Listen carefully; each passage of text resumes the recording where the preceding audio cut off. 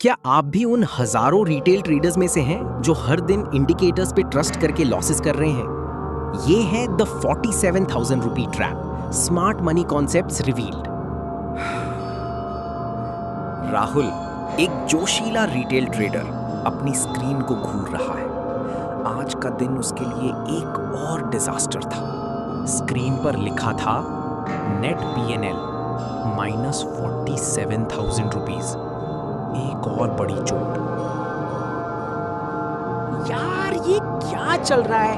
RSI overbought था, MACD crossover भी दिया, फिर भी मार्केट ने सीधा मेरा स्टॉप लॉस हिट किया और ऊपर चला गया। सब झूठ है, सब झूठ।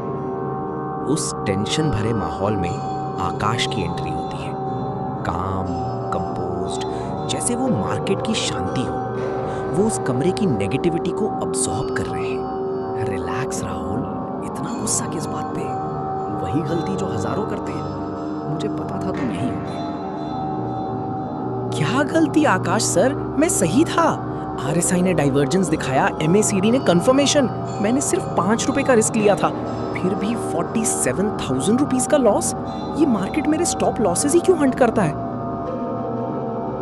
तुमने वही किया जो मार्केट तुम्हें करने के लिए ट्रेन करता है।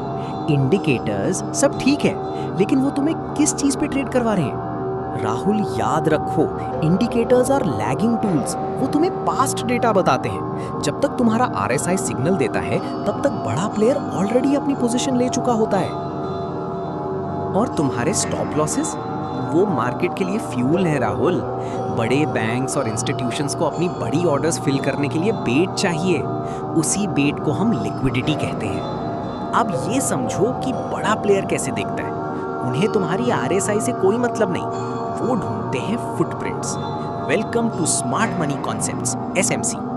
SMC का मतलब है मार्केट को इंस्टीट्यूशंस की नजरों से देखना।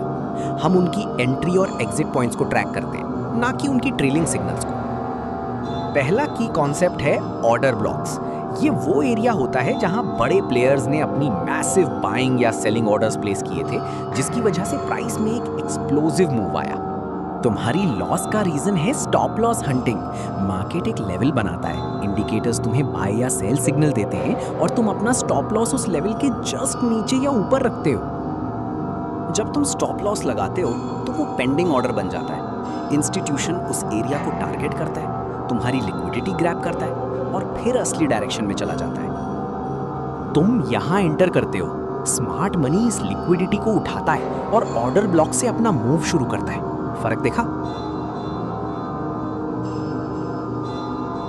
चलो तुम्हारा वो लूजिंग ट्रेड देखते हैं। मैं तुम्हें दिखाता हूं कि तुम कहां फंसे और बड़े प्लेयर्स ने क्या किया।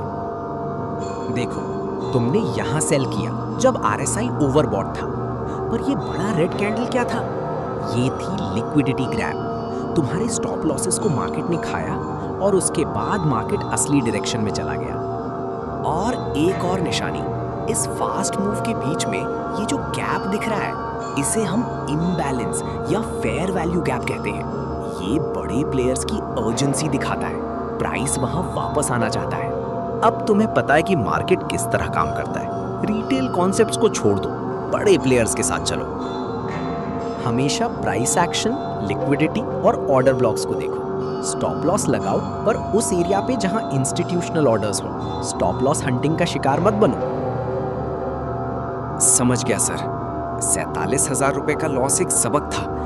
अब मैं इंडिकेटर्स नहीं, सिर्फ स्मार्ट मनी के फुटप्रिंट्स को फॉलो करूंगा। Thank you sir, this is a game changer.